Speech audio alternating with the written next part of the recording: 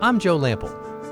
When I created Growing a Greener World, I had one goal: to tell stories of everyday people, innovators, entrepreneurs, forward-thinking leaders who are all, in ways both big and small, dedicated to organic gardening and farming, lightening our footprint, conserving vital resources, protecting natural habitats, making a tangible difference for us all.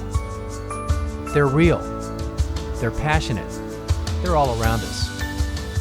They're the game changers who are literally growing a greener world and inspiring the rest of us to do the same. Growing a greener world, it's more than a movement, it's our mission.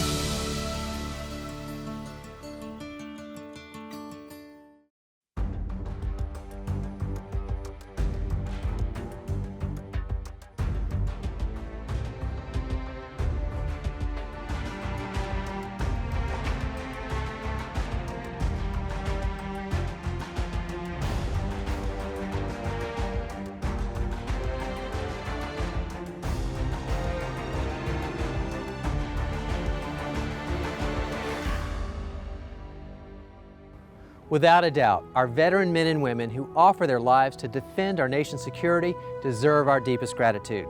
And now, returning vets are giving us another reason to be grateful right here on home soil as they protect our nation's food security.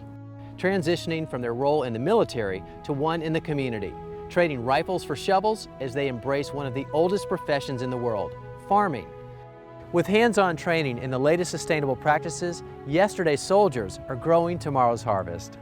Just a few miles west of downtown Jacksonville, Florida, is one such place, the Veterans Farm, affectionately called Red, White, and Blueberry. Here, vets transitioning to farmers are producing a bounty of blueberries, peppers, bees, and more. The Veterans Farm opened in 2009 under the vision and leadership of Adam Burke, a former sergeant in Iraq and a Purple Heart recipient who vowed to create a meaningful career for himself and others after returning from duty. Our mission over there in Iraq was to defeat the enemy. And our new mission is to help fill the void and the gap of the lack of farming and the lack of fresh produce.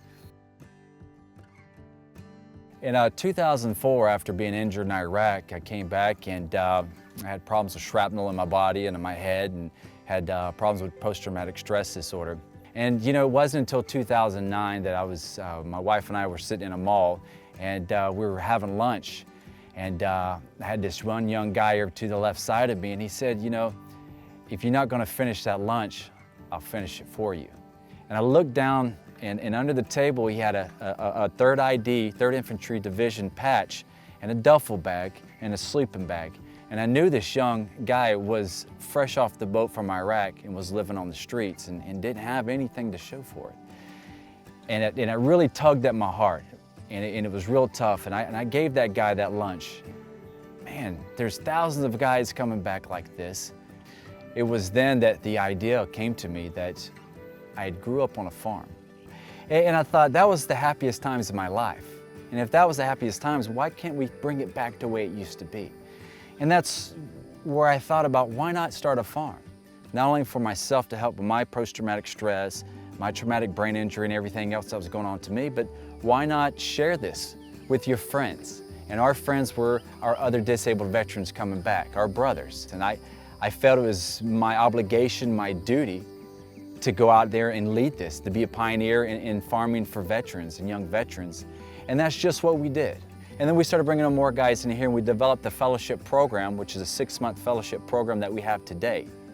And that covers everything in a guy's life, from everything from finding out what's going on in their lives, finding out what their weaknesses are, finding out what their strengths are. And we nurture their strengths, but we challenge their weaknesses. But beyond just growing food, these veterans are finding a safe haven and new purpose for what's oftentimes a difficult transition once they come home. Every day these guys come out here, we provide that structure for these guys to be able to get up at 6 o'clock every morning, come to work, have a mission in life. Because what we believe is, our mission over there in Iraq was to defeat the enemy. And to enable us to do that, they provided us with tanks, with ammunition and resources to do that mission, to complete that mission. Well, I'm a big believer that we are the next greatest generation, and we have a new mission in life. And our new mission is to help fill the void and the gap of the lack of farming and the lack of fresh produce. Now, with the new mission at hand, we have to be supported. And to be supported, we need, instead of tanks, we now need tractors. Instead of ammunition, we now need seeds, and we need resources. And all this comes together. And if we have the support of the community, we're able to take this and to really run. Let us be citizen leaders in our community. We do not take handouts, but let us have the opportunities. Create an opportunity for this guy and see what he does with it. Once the veteran farmers in training complete their 6-month fellowship, they're given the opportunity to go out and work in a number of different areas, from organizations like the USDA to starting their own farms and community outreach. With the help of similar coalitions like the Mission Continues and the Farmer Veterans Coalition, these new farmers are provided with the necessary resources to do just about anything they want to try.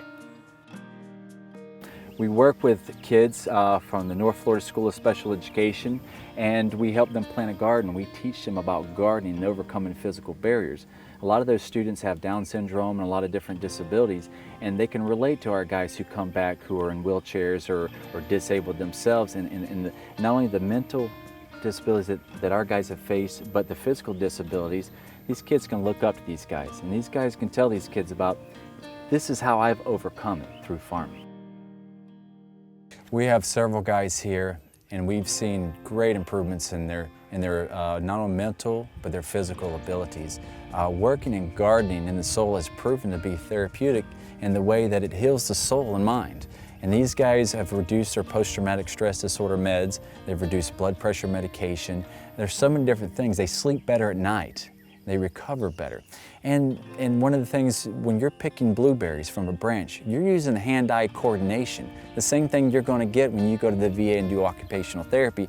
You're doing it out here, except you're not doing it in the cold and clinical environment. You're doing it in an open, nice, nurturing, loving environment where you don't feel like you're working, you don't feel like you're going through therapy. You just feel like, I am accomplishing something. I have this sense of purpose, and I'm able to see the fruits of my labor through tangible results.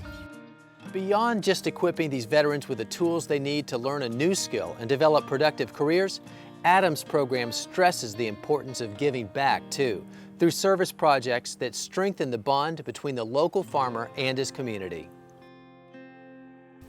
So you're off to an amazing start, but I can already tell with you, you're a guy that loves a challenge and you take it to the fullest extent. So what's your vision for this way down the road?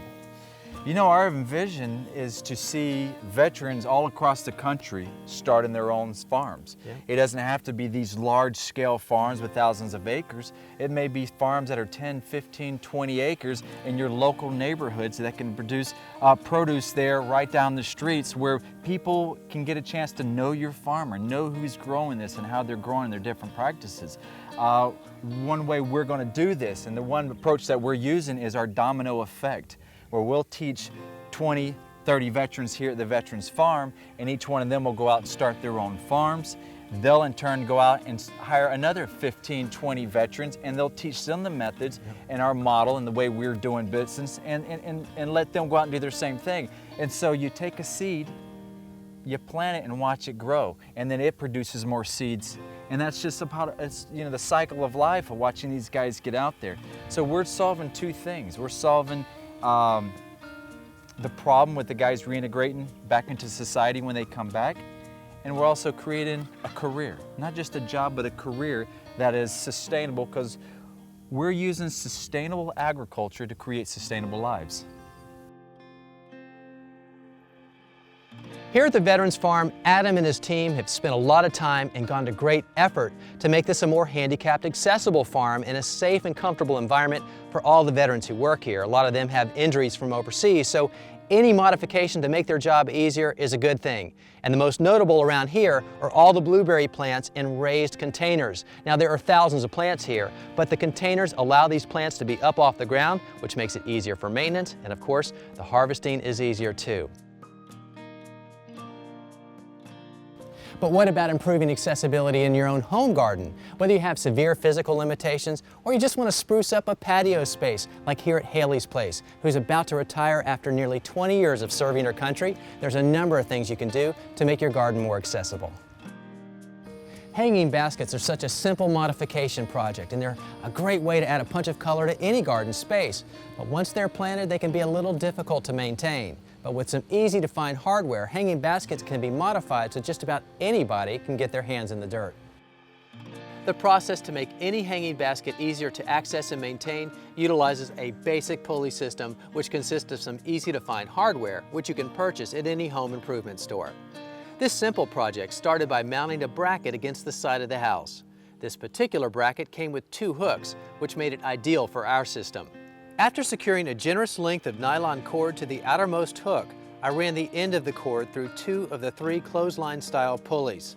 You can use smaller metal types, but after some experimenting with different options, I liked this larger style best. Next, I drilled a hole into the side of the house, where I inserted a hook just under the bracket to hang the 3rd pulley.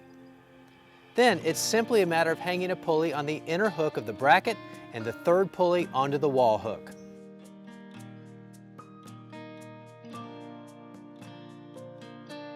Once the pulleys were in place and the cord inserted, the final step was to attach a metal cleat below and positioned within easy reach from the ground. The cleat is an easy way to secure the line when it's not in use. Okay, take that, and I will take the plants because that's the next step. Get this out of the way. Heavy, isn't it? It sure is. That's where that pulley comes in handy. So I will mount this on the pulley. So there you go, cleat it up. You know what to do with that, right? Senior Chief Petty Officer? Okay. All right, so that's about as easy as it gets, but if you'd like the step-by-step instructions, well, of course, we have that on our website under the show notes for this episode, and the address is the same as our name. It's growingagreenerworld.com. How you like it? I like it. Yeah, it looks good. It's powerful to be here at the Veterans Farm, listening to the unique stories of veterans working side by side to farm these acres. For men and women returning from combat, this place represents many things: a job, a community, and a safe place to heal.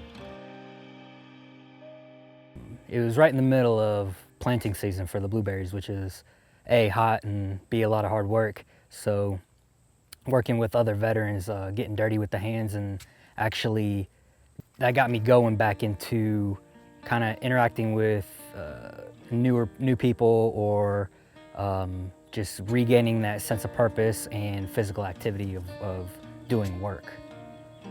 It's that decompression sense when you're doing something outside, fresh air versus the city being kind of congested. Out here it's a little bit more open. You can take a deep breath and kind of either choose to think about what you need to do in the future versus what's happened in the past, or how to better yourself in whatever way possible. And doing that through agricultural, everything about agriculture and farming I've learned has all been out here. So there are nights that you don't even go home because this is your home. Yep, I actually have a hammock out here, and there's some nights that I stay and watch the sunset, watch the moon come up, stars. Talk more about the fact that you said, and it's been said, that it's harder to come back than it is to go to war. I don't know, like you do what you did with your mission over there, and whether it's from just normal day life over there or actually fighting in combat, and coming back, and you go back into civilian life, you don't have your brothers to sit there and watch your back. It's not how I was for the last 7 years when I was in. How would you say this farm has changed you personally? Personally, I think the farm's changed me. It's made me a stronger person, just in general. For the first time, besides the military, I actually, when I get off work, if I get off work, if I leave, I know for the fact whether I go home dirty, smelling, whatever it is, I know for the first time in a long time I actually did something accomplished. And seeing it here through the garden, I can say I actually accomplished something. And same thing from the military. I accomplished a lot in the military, and since I came back, I really haven't seen the accomplishment or had the accomplishment, and it kind of restored that in my life. Makes you feel whole? Oh yes.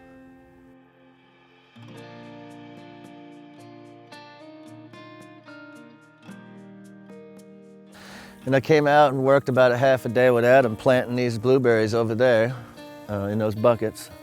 And about a half a day, he said, "Hey man, you wanna come to work?" And I was like, "Oh yeah, absolutely." And then after, we've been together ever since. And before I got into Mission Continues, he was actually helped me out, giving me a cost of living stipend for working here. And it helped me get through some hard times. When you go from being structured to not structured, nobody over your shoulder telling you what to do anymore, you just don't do stuff. I mean, I know that sounds like a person gets lazy, but it happens to the best airman to the top paid chief or whatever. It doesn't matter. I mean, you don't have something to do. You're not being told what to do constantly. After, you know, you first get out the military, you don't do anything. And then you get in that vicious cycle where you feel like you're not doing nothing, you know, and then you come out here, I got a purpose again. You know, everything is day by day. It's a purpose, and it's all building on my future and what I can do for next year. Without a place like this, I would be jobless, probably homeless by now. This has kept me going. Anything that we want to do, Adam will figure out how to get the funding for it. He will figure out how to make ends meet, and he will figure out how to do it, period. If I want to do beef, we could do beef. If I want to do hogs, fish, we're doing tilapia. I mean, anything that I just get a wild hair and I just want to attempt it, I can do it. And if I find out that's my thing, then I'm a cow farmer or a blueberry farmer or a dairy farmer, whatever. Our mission here is just like the mission in the military. It's what you can do for your country. I mean, this is our country. We were brought up in this country, and we should give back, you know, like the World War IIers and the Vietnam era guys did for us. And that's why we need to focus on the mission at hand and to help our local communities with farming and to get it right, and I mean, just keep it green and just, you know, start everything just like we're in the military. Just use this as another stepping stone. One of the main reasons I like to work on a farm is I come here and it's great camaraderie. I come here with the guys. It's not like civilian life where everybody just comes and goes. These guys like to come here, and it's, you know, you come here every day and you do the same thing from, you know, night to day. We joke around, we kid around each other. It's enjoyable for me because it's outside work. I couldn't be in a cubicle, especially now. I mean, just all the issues that we all go through on a daily basis. This right here is, I can get out here, nobody's around, I can yell at the top of my lungs just cause. It make me feel better if I want, you know. Can't do that in the office, you know. To me, it's personal satisfaction, it's instant gratification. I come out here, I grow blueberry bushes, I grow blueberries. They pick them, I can eat them. They're great. People can come in, my friends, family, any U-pickers, they can come in, they can pick my blueberries and tell me how good they are and how sweet they are. And, you know, it's like a pat on the back. It's instant gratification. For me, the fact of that this could very well be my future.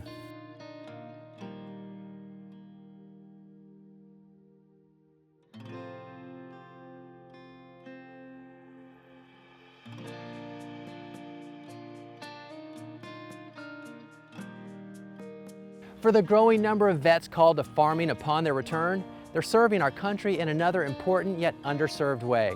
And when you consider all the therapeutic benefits of getting your hands in the dirt, maybe we should all be doing a little more farming.